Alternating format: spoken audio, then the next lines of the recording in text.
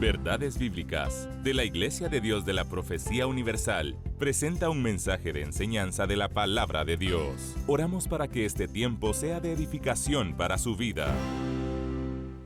Hola, ¿qué tal? Misraín Fernández les saluda. Este es su espacio, Verdades Bíblicas, un programa de la Iglesia de Dios de la Profecía Universal en Guatemala, de quien traigo un caluroso saludo.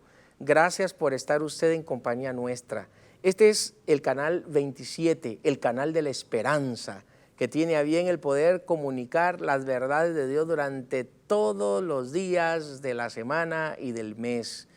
Podríamos decir que está endeudado el canal con el Señor y con ustedes para seguir proclamando y edificando estas verdades. Pero no podrá ser posible sin que usted como socio honorario pueda unirse a este grande proyecto que nació en el corazón de Dios hace 27 años atrás, gracias a que Dios movió el corazón de un hombre, el doctor Luis Fernando Solares. Ha sido el hombre clave que Dios usó para este momento, y Guatemala ha sido edificado a través de este programa o programaciones de este canal. Así que les animo y les invito a que ustedes sean parte de este equipo. Hoy estaremos hablando algo importantísimo, como siempre. Estamos en la Reforma Protestante, hace 504 años que Dios nos sorprende por medio de un hombre llamado Martín Lutero. Así que el tiempo que vamos a dedicar durante este espacio, pues va a ser para poder hablar, poder comunicar algunos aspectos elementales de lo que ocurrió en aquella fecha. Quiero desde luego pedirle al Señor la dirección para que Él mueva sus corazones y pueda traer luz a nuestras vidas y de esa forma tengamos mejor entendimiento de lo que hablemos. Padre, en el nombre de Cristo Jesús, oramos para que puedas tú a través de tu Espíritu traer luz a nuestros corazones y de esa forma entender, Señor, esta historia tan trascendental que hizo mover al mundo. En el nombre de Jesucristo te lo pedimos. Amén. Bueno, estamos entonces en este momento tan especial porque Dios nos permite ser testigos de este 504 año de aniversario en donde Dios movió a un hombre para que pudiera ser la chispa de la reforma. Hoy estaremos tratando algunos pasajes de la Biblia, desde luego, y otros aspectos importantes que marcaron la historia. Y estoy hablándoles precisamente de Martín Lutero. Sin que antes yo pudiera, desde luego, refrescar un poco la mente suya, si usted estuvo en el programa pasado, saber que la iglesia cristiana no nació así de la nada. No, la iglesia cristiana evangélica no es el resultado de, qué sé yo, de un chispazo de la suerte, tampoco. La iglesia cristiana evangélica tampoco es respuesta de Martín Lutero. La iglesia cristiana evangélica es la expresión del cuerpo de Jesucristo que Él establece hace 2000 años y que desciende el Espíritu Santo para empoderarle, darle autoridad, y de esa forma la iglesia comienza a diseminarse por todo Jerusalén. Así que nosotros pertenecemos a la Iglesia Católica de Jerusalén, a la Iglesia Universal de Jerusalén. Pertenecemos a la iglesia que Cristo fundó hace 2000 años atrás y que Él mismo dijo que la iglesia como tal pudiera ser testiga no solamente en Jerusalén donde ella nacería, sino también en Judea, en Samaria, y luego dice que hasta lo último de la tierra. Imagínese usted que en Romanos capítulo 15 se nos habla que el evangelio por última vez se ve allá cerca de nosotros, los latinos, hablando de España.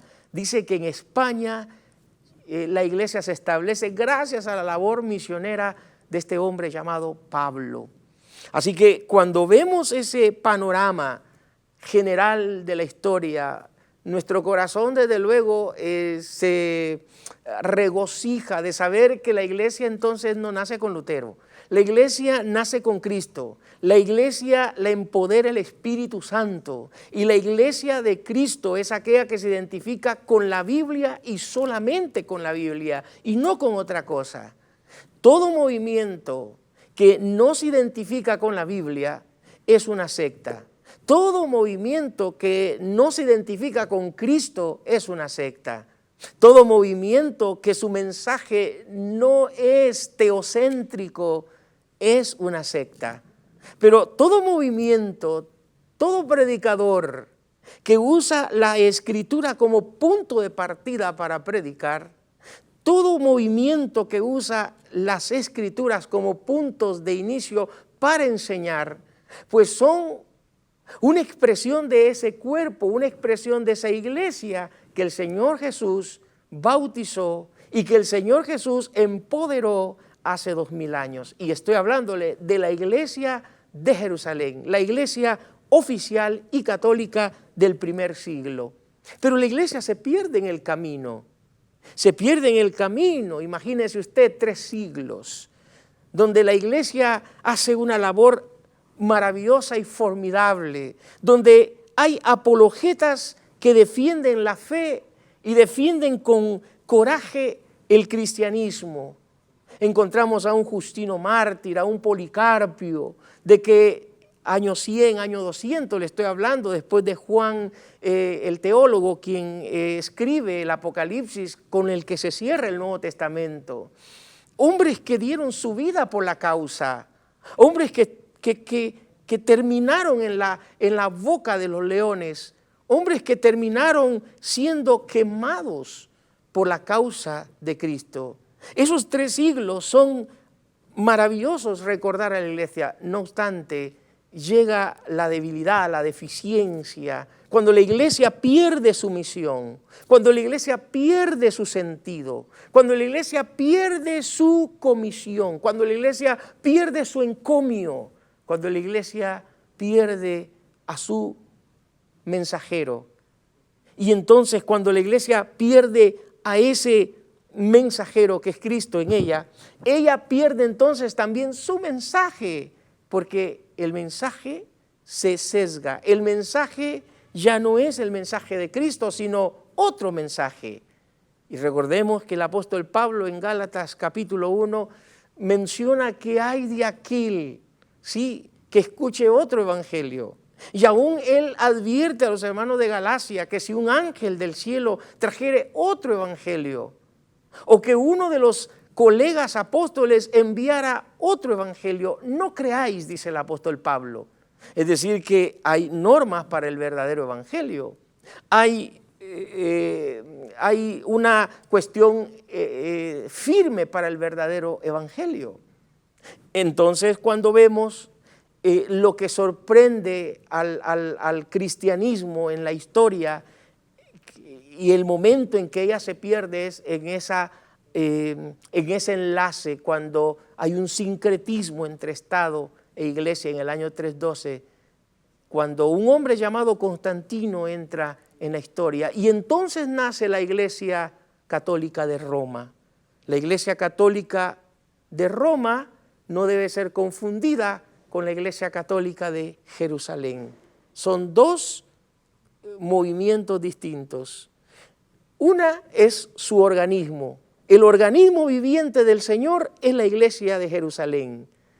El movimiento del 312 de nuestra historia, que es la Iglesia de Roma, es un movimiento herético, un movimiento donde se enlaza con paganismo y una serie de herejías que pierden el mensaje de Jesucristo. Pero ¿qué es lo que en realidad marca a Lutero? Ya trasladándonos, porque solo refresqué esto de lo que dialogamos el domingo pasado. Bueno, pues lo que marca a Lutero es precisamente eso. Lo marcó lo que se conocía en su momento como la venta de las indulgencias. Un predicador llamado Juan Tetzel, un predicador de herejías, un predicador de negocio, un predicador donde lo que él veía eran intereses propios. Predica que a cambio de la salvación debe una persona traer una moneda, y que él decía que en el momento que esa moneda caía en el ofrendero, el alma de una persona salía de manera inmediata del purgatorio. Vea usted qué falacia la que Juan Tetzel comunicaba.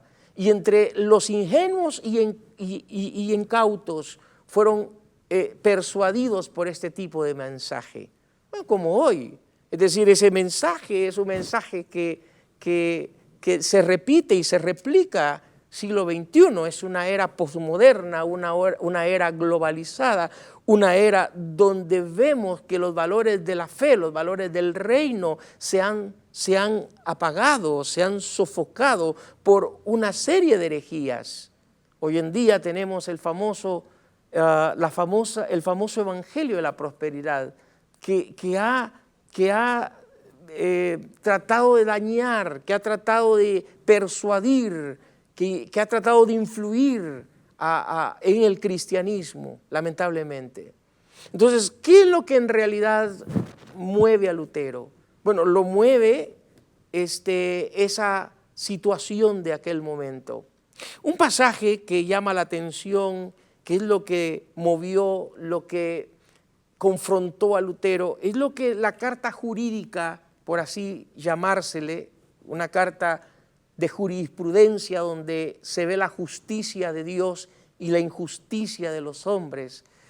Romanos capítulo 1 devela lo que es el evangelio en sí. Versículo 17, Pablo escribe en esta ocasión y cita un pasaje del Antiguo Testamento hablando del poder del evangelio, y es el pasaje que ahora confronta a Martín Lutero.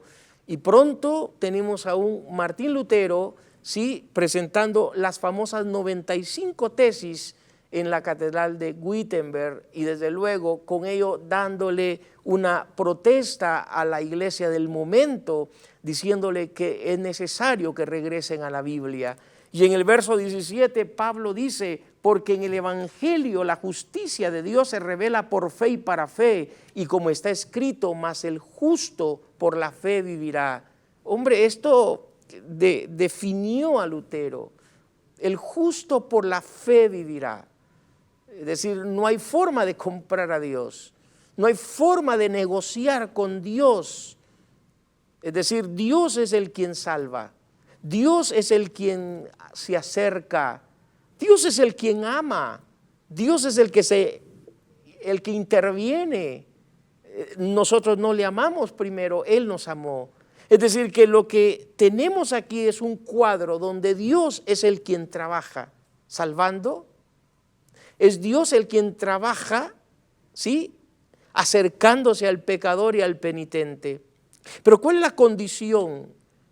¿Cuál es la condición del hombre? Lutero fue un predicador que, aparte de ser un predicador, de ser un comunicador del mensaje de Dios, también fue comentarista.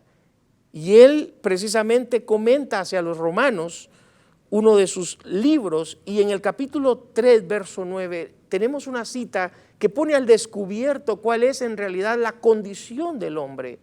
Y en el verso 9 del capítulo 3, Pablo dice: ¿qué pues? ¿Somos nosotros mejores que ellos? En ningún momento. Pues ya hemos acusado a judíos y a gentiles que todos están bajo pecado.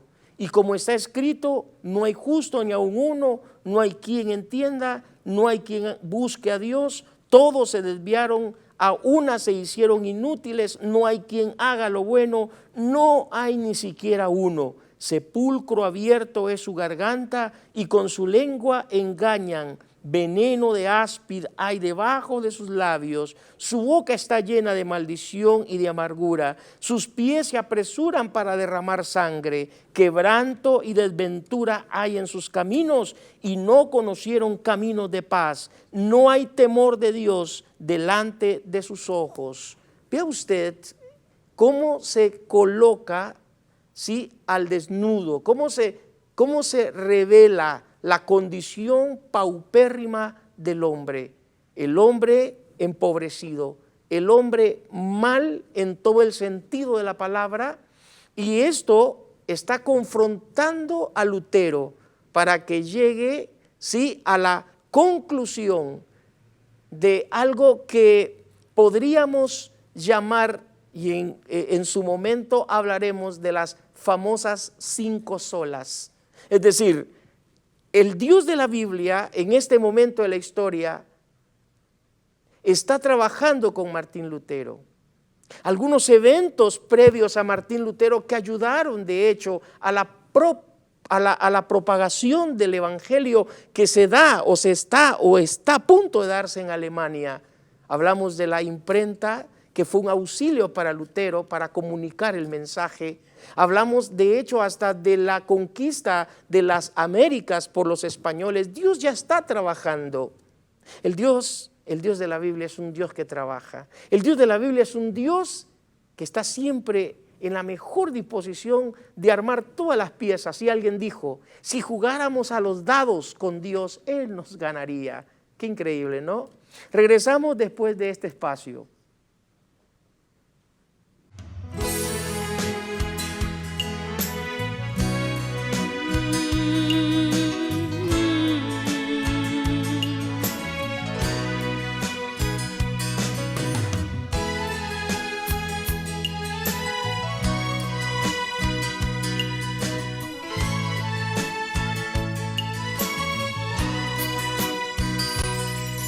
Sin ti, oh Dios, no sé qué hacer. Sin ti, ¿a dónde iré? Porque tú me has dado las cosas que jamás creí tener. Te necesito, Dios, te necesito junto a mí. Sin ti no sé qué hacer. Te necesito junto a mí. Te necesito, Dios, te necesito junto a mí. Sin ti no sé qué hacer. Te necesito junto a mí.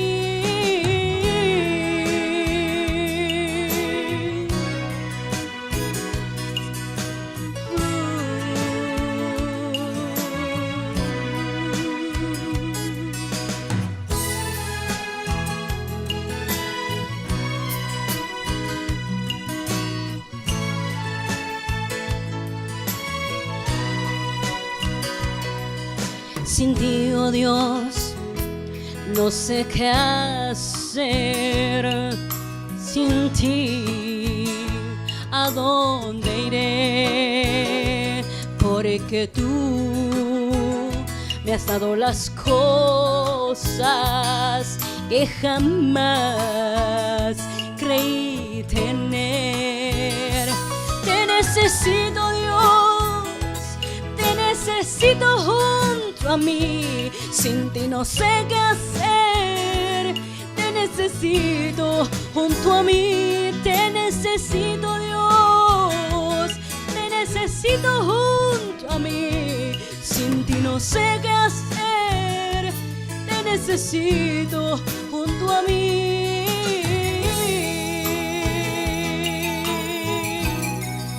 Así es, Él es el aire que respiramos. Él es todo para nosotros y por eso lo necesitamos cada momento de nuestra vida.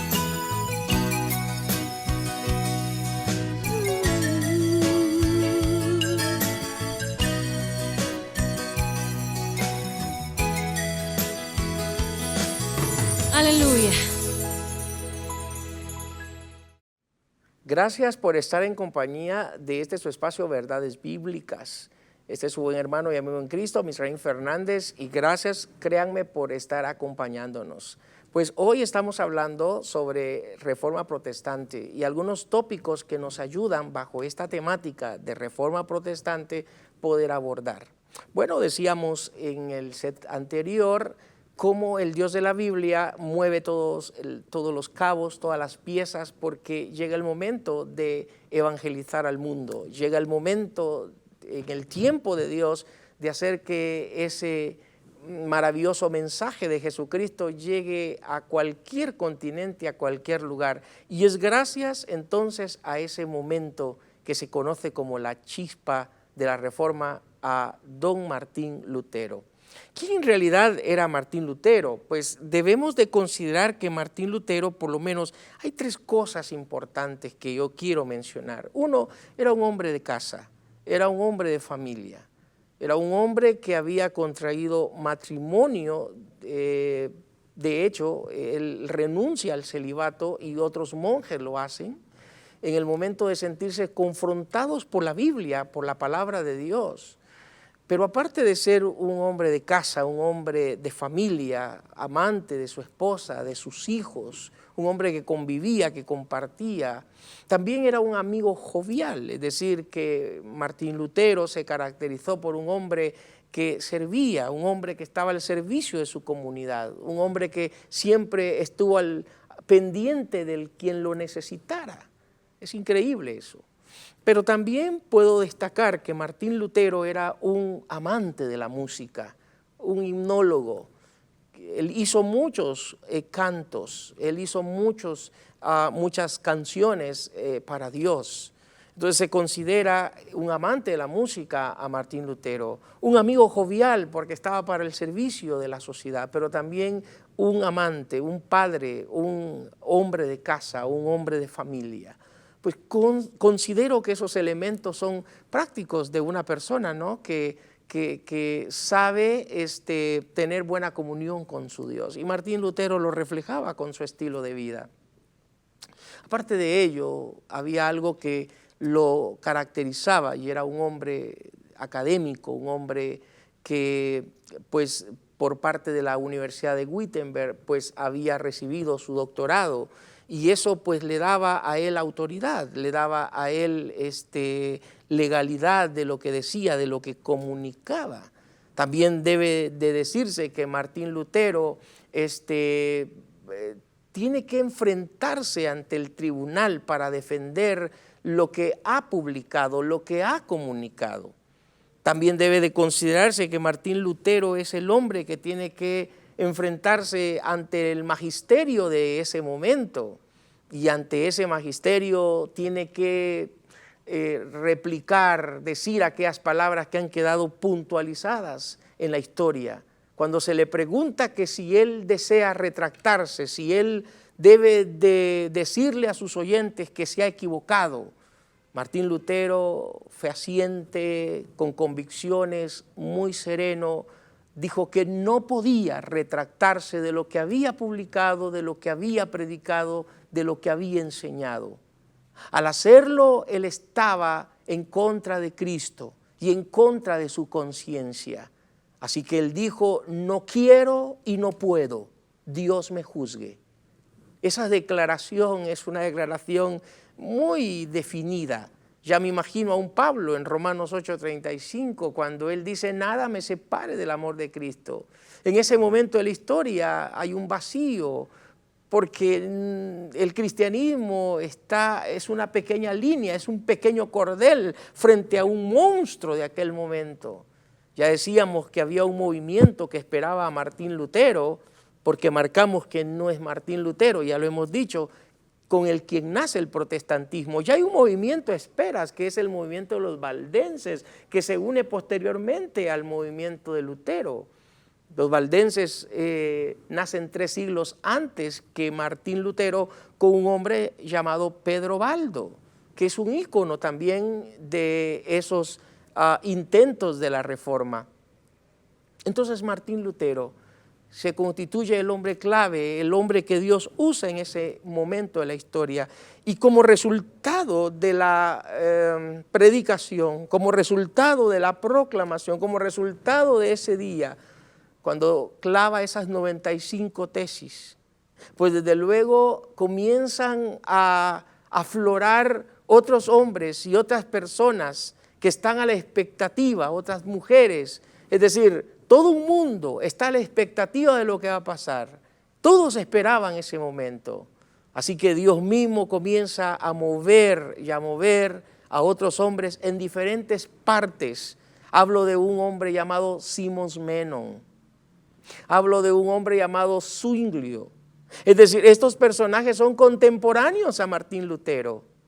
Entonces uno dice, ¿y dónde estaban? Estaban allí, a la espera, a la espera. Dios usa a este hombre y ellos están a la espera. Y en diferentes partes, sí, se levantan estos hombres para proclamar, para poder también ensanchar el mensaje de Cristo en ese momento. Posterior a estos hombres tenemos a don Casiodoro de Reina en España, a don Cipriano de Valera. Tenemos también a un Juan Wesley, a un Carlos Wesley. Tenemos a un famoso predicador de la historia pasada, un Spurgeon.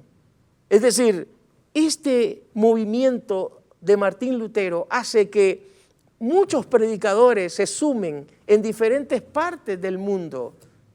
Dios mismo está a través de su reino trabajando y despertando sed y despertando interés en que el mensaje de Jesucristo se empiece a predicar y a enseñar en diferentes partes del mundo. Ya hace en ese contexto europeo que las Américas ha sido conquistada por los españoles. Y hombre, ¿qué tanto repercute el tema de la reforma protestante trayéndolo a nuestro contexto latino? Pues hablando de nuestra querida y gloriosa Guatemala. Dios permite que la reforma nos alcance a nosotros. Y aquí estamos, en un año inicial, 30 años de 1800, estamos hablando entre los años 1830, 1836, ya hace un hombre de Inglaterra que aparece. Gracias porque en Inglaterra hay un Carlos y un Juan Wesley que han predicado el Evangelio de Jesucristo. Bueno, en el año 1836, imagínense ya una Guatemala constituida, una Guatemala realizada con 300 años después de la conquista, pues aparece un hombre inglés llegando hacia Guatemala por medio de las costas del Atlántico, llamado Federico Crown. Y la historia nos dice que este hombre vino a compartirnos y a comunicarnos el mensaje de Dios. Las Verapaces fueron el lugar geográfico donde él llega. Y él comparte como un colportor de Biblias el mensaje de Dios. La historia nos dice que algunas personas vinieron a su conversión. Qué maravilloso y qué lindo, un Dios moviéndose en las Américas y especialmente en Guatemala, lo que 300 años atrás había ocurrido en Alemania, ya se estaba viviendo también en las Américas y especialmente en Guatemala. Uno de los hombres que nos dejó un legado literario para que nosotros conozcamos mucho más allá fue el doctor Virgilio Zapata.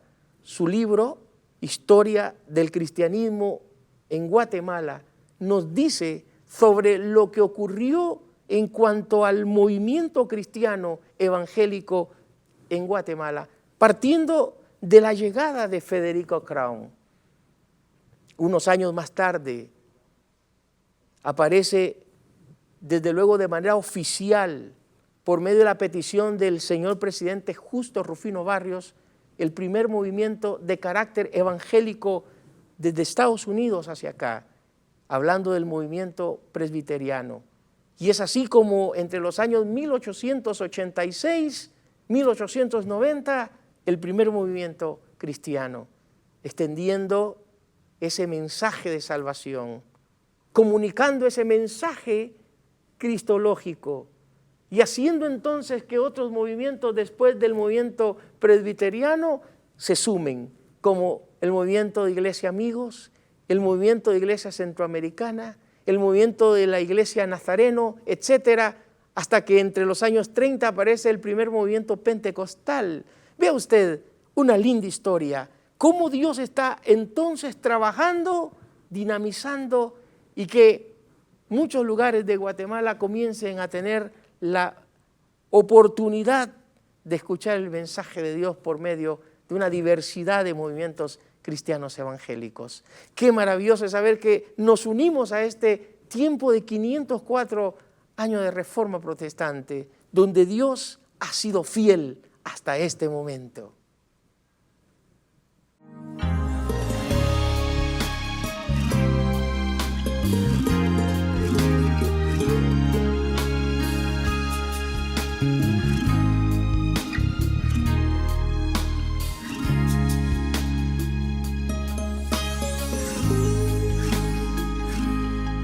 Si tu vida está en sus manos, glorifícale.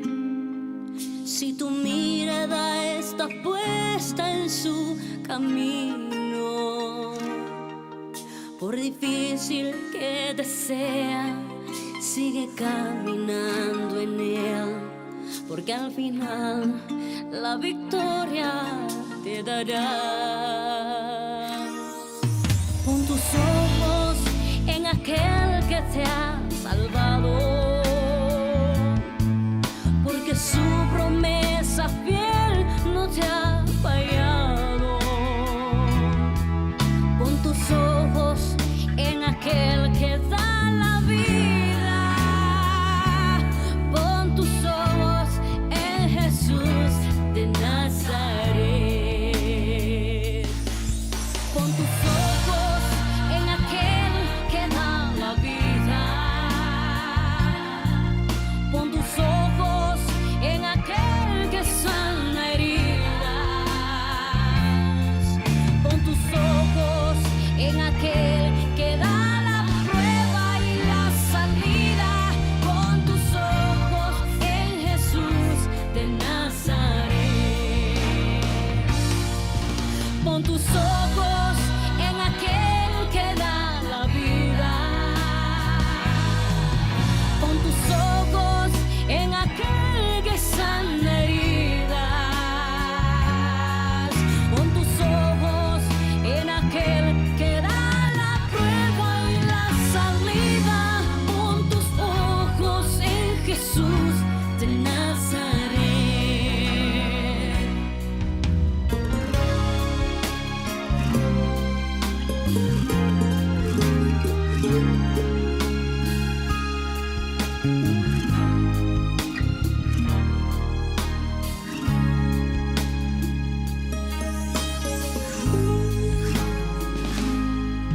Cuando sientas que el camino se termina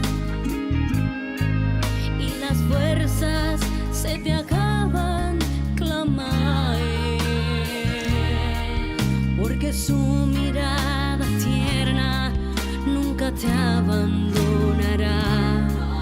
Pon tus ojos en Jesús, porque Él te ama.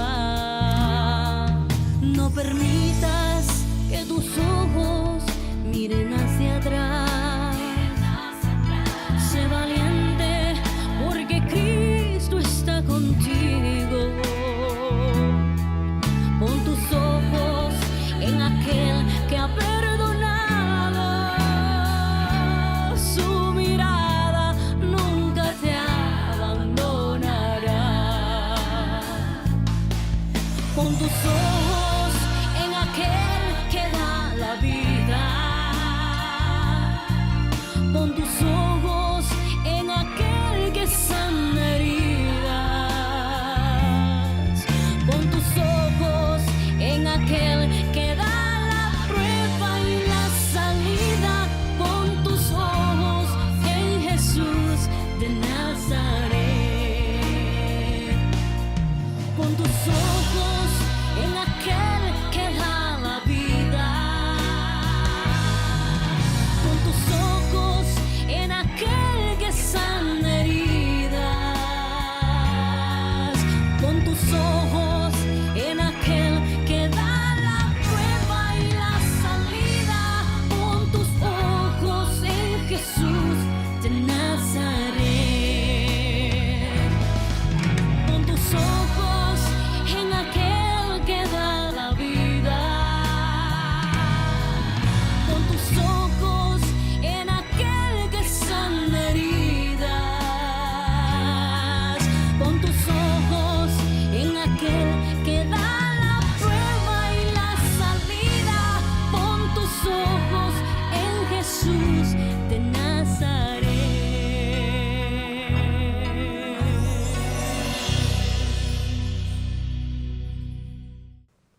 Gracias por estar en compañía de su espacio Verdades Bíblicas. Esta es la última parte de su programa y esperamos en realidad que este tiempo sea grato para usted. Hemos estado analizando algunos aspectos de suma importancia en este tema de historia de la iglesia, especialmente hablar de la Reforma Protestante que ocurrió en el año de 1517 con el célebre teólogo Martín Lutero. Bueno, para esta parte final hemos considerado, entre tantos aportes que hemos hecho, hablar acerca de las 5 solas y de saber que estas 5 solas constituyeron una parte elemental dentro de la Reforma Protestante. Hasta el día de hoy estos son distintivos que nos identifican como tal dentro de la Iglesia Evangélica Protestante en general. Pero, ¿qué significa en realidad cuando hablamos de sola Escritura? ¿Qué significa cuando hablamos de sola Christus? ¿Qué significa cuando hablamos de sola gratia? ¿Qué significa cuando hablamos de sola fide? ¿Qué significa cuando hablamos de soli Deus gloria? Bueno, lo que en realidad tenemos acá son pues esos aspectos elementales o esos distintivos que serían como columnas vertebrales para el cristianismo protestante y que no debiéramos de salirnos de allí porque eso es salirnos de la tangente y pues esto puede traer mucho peligro a la iglesia evangélica. De hecho, por haberse salido ya algunos movimientos de estos con identificarse con estos 5 postulados, estos 5 gritos de la Reforma, pues créanme que hoy hay muchas cosas que pudiéramos traer a la luz, pero no es para ello el tiempo. Es para poder darle relevancia a esa parte de las 5 solas. Cuando hablamos entonces de sola Christus, podríamos traducir solo Cristo. Bueno, ¿qué es hablar de solo Cristo? Bueno, lo que necesitamos es fundamentar. Cuando hablamos de solo Cristo es porque el mensaje de la iglesia protestante debe de ser Cristo y no otra cosa. Vea lo que dice 1 Timoteo capítulo 2 versículo 5, porque hay un solo Dios y un solo mediador entre Dios y los hombres, Jesucristo hombre. Es decir, que el apóstol Pablo lo que está diciendo que solamente hay un cordón que nos une entre Dios y los hombres y es la persona del Hijo, es la persona de Cristo, que en calidad humana Él mismo se incorporó, se introdujo a este mundo para poder derramar su sangre y que por medio de ese sacrificio fuera posible hoy ser el sacerdote por excelencia. También en el libro de los Hechos, capítulo 4, verso 12, el mismo Lucas registra las palabras de Pedro y Juan frente a los religiosos de aquel tiempo. Y dice el libro de los Hechos, y en ningún otro hay salvación porque no hay otro nombre bajo del cielo dado a los hombres en que podamos ser salvos. ¿Se dio cuenta? De acuerdo a la perspectiva de Pedro y de Juan, solo Cristo es el mediador. No hay otro mediador, no puede existir otro mediador. Así que cuando hablamos de sola Christus, cuando estamos hablando que solo el Señor Jesucristo es preeminente en el mensaje, es porque a la luz de la Biblia encontramos razón para ello. Cuando hablamos de sola gratia, es decir, solo gracia, ¿qué entendemos con ello? Pues entendemos el favor inmerecido de Dios. Ese favor inmerecible que nosotros tenemos, la gracia es como el lubricante de Dios para podernos favorecer. Y en ese contexto de la gracia y solo por la gracia y no por otra cosa, dice el apóstol Pablo en Efesios capítulo 1, verso 7, en quien tenemos redención por su sangre, el perdón de pecados según las riquezas de su gracia. Es decir, que la gracia es el lubricante de Dios y que por medio de ese lubricante permite que los hombres sean agraciados y que el Dios de los cielos condescienda con los mismos. También en Romanos capítulo 5, verso 8, hablando y sustentando este postulado de solo gracia, dice Pablo: mas Dios muestra su amor para con nosotros, en que siendo aún pecadores, Cristo murió por nosotros. Es decir, fue su gracia la que se movió, fue su gracia la que nos auxilió, fue por su gracia que nos perdonó. También hablamos de sola fide, es decir, solo fe, no por obras. No son obras las que salvan a un hombre. Eso es lo que la venta de indulgencias decía con el mensaje de Juan Tetzel. Pablo dice en Romanos capítulo 5, verso 1, justificados pues por la fe, tenemos paz para con Dios por medio de nuestro Señor Jesucristo. Es decir, se sustenta que en ese aspecto de jurisprudencia, el justo Dios solamente nos puede encontrar justos por el Hijo que es justo. Y solo en ese contexto de justicia, Él nos agracia, Él nos perdona. Es decir, que no hay otra forma para poder encontrar justicia más que por la fe y no por obras. Pablo también dice en Romanos 1:17, porque en el Evangelio la justicia de Dios se revela por fe y para fe, y como está escrito, mas el justo por la fe vivirá. Vale la pena entonces saber que las obras al final no salvan. Las obras me justifican con los hombres. Las obras son para que los hombres vean en mí lo que Dios ya hizo en fe en mí. Es decir, que por la fe en Jesucristo, Dios hizo en mí brotar para buenas obras y que los hombres vean las buenas obras en mí. Pero por obras yo no soy salvo y por obras yo no puedo acercarme a Dios. Es por mi fe en Jesucristo. Cuando hablamos de solo fe, estamos hablando de que Pablo, cuando dice en Efesios capítulo 2, verso 8 y 9, porque por gracia sois salvos por medio de la fe, esto no es de nosotros, pues es don de Dios, no por obras para que nadie se gloríe. ¿Se dio cuenta? Es decir, que las obras solo son el instrumento para que yo me relacione con mi prójimo, pero no con ellas me relaciono y me puedo relacionar con Dios. Es solo por mi fe. Dios me salva por mi fe en Jesucristo y no otra cosa. Pero también tenemos un cuarto grito de la Reforma protestante y hablo de la sola Escritura, es decir, solo la Escritura, solo la Biblia, no otra cosa. La norma de fe del cristianismo protestante es la Biblia, la carta magna de la iglesia cristiana evangélica es la Biblia y no otra cosa. Pablo dice en 2 Timoteo capítulo 3 versos 16 al 17, toda la Escritura, no sobre el Salmo 91, no sobre el Salmo 23, toda la Escritura, desde el Génesis 1 hasta Malaquías 4, desde Mateo 1 hasta Apocalipsis 22, toda la Escritura es inspirada por Dios. Así dice el apóstol Pablo. Útil para enseñar, para redarguir, para corregir, para instruir en justicia, a fin de que el hombre de Dios sea perfecto, enteramente preparado para toda buena obra. Es por medio de las Escrituras que tenemos entonces regularidad en lo que hacemos. Es por las Escrituras que tenemos regularidad en el culto. Es por las Escrituras que tenemos regularidad de lo que hablamos y de lo que predicamos. Lo que un hombre predica no es su sentir. Lo que el hombre predica debe de ser lo que está en el sentir de Dios. Y el sentir de Dios ya está plasmado en un libro, su palabra.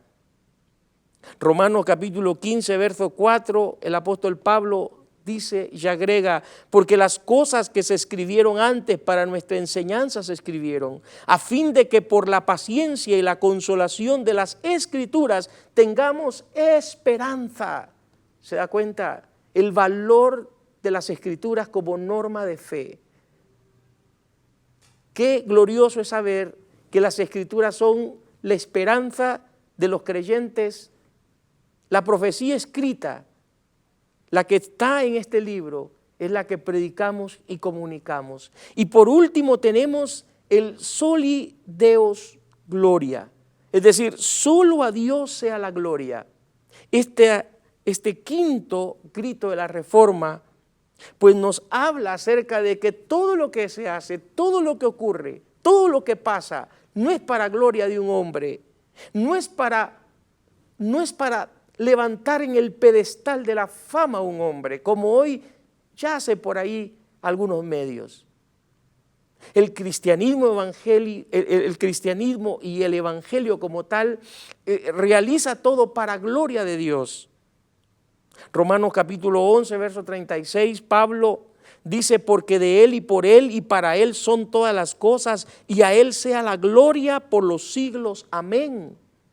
Asimismo, primera carta de Pedro, capítulo 4, verso 11, él, hablando de Pedro, dice, si alguno habla, hable conforme a las palabras de Dios, y si alguno ministra, ministre conforme al poder que Dios da, para que en todo sea Dios glorificado por Jesucristo, a quien pertenecen la gloria y el imperio por los siglos de los siglos. Amén. No a nosotros, queridos, no a nosotros. A Dios sea la gloria. Es decir, que con estos 5 gritos, con estos 5 postulados, las famosas 5 solas, hacemos entonces valer la realidad, la identidad, el sentido de pertenencia de la iglesia protestante, del cristianismo como tal. Ella, reitero, no descansa en la maquinación de una persona, no descansa en Lutero como tal. La iglesia cristiana protestante hoy, en este siglo XXI, es una expresión de la iglesia que Cristo instituyó hace 2000 años atrás, cuando en el día de Pentecostés el Señor derramó a su Espíritu Santo. Con este tiempo de enseñanza, con este tiempo de aporte en cuanto a este tema de reforma protestante, nos quedamos con esta particularidad. Número 1, saber que el protestantismo, hoy, siglo XXI, debe de ir en reforma, reformándose siempre. Hoy es contundente que hablemos de una reforma, que la iglesia se reforme y siga en reforma hasta que el Señor venga de nuevo. Jesús hace 2000 años dijo algo maravilloso en su oración sacerdotal: santifícalos en tu palabra es verdad. Y en ello nosotros descansamos, en la palabra, porque esa palabra de verdad nos hace caminar en la verdad y nos debiera de hacer caminar en la verdad. Hoy en día tenemos lamentablemente sectores dentro del cristianismo evangélico que si trajéramos a Martín Lutero hoy, tuviéramos la oportunidad de invitarlo a un café, ¿sabe? Tuviera respuestas muy fuertes para lo que vive el cristianismo protestante hoy. Evaluemos dónde estamos parados, evaluemos dónde estamos situados, dónde estamos caminando.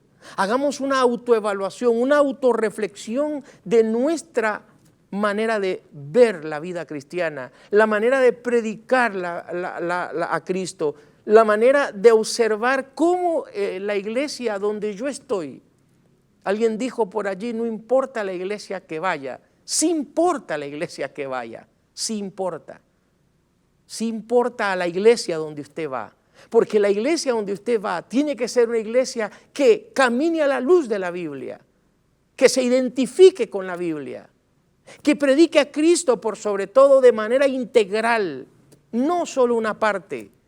Ese no sería un evangelio completo, ese no sería un evangelio integral, ese no sería un evangelio pleno. Así que es necesario reevaluar nuestra fe, nuestras convicciones en este siglo XXI. Espero que el favor de Dios sea sobre todos y en todos, y vuelvo a reiterar que usted sea parte de este ministerio, el ministerio de Canal 27. que este ministerio, que es Canal 27, también se une como un ministerio paraeclesiástico, un ministerio al lado de la iglesia, que sirve para predicar, enseñar, comunicar la fe y la causa de Cristo. Le animo para que usted nos ayude a seguir compartiendo la fe. Sea usted la persona ideal que diga, aquí estoy, junto a este equipo de predicadores, de comunicadores, de gente con disposición de predicar y hacer misión desde su casa, colaborando con este ministerio de fe que proyecta este evangelio ya por 27 años. Será hasta una próxima. Que Dios les bendiga y un abrazo fraternal desde este su canal amigo. Que Dios les bendiga y será hasta una próxima.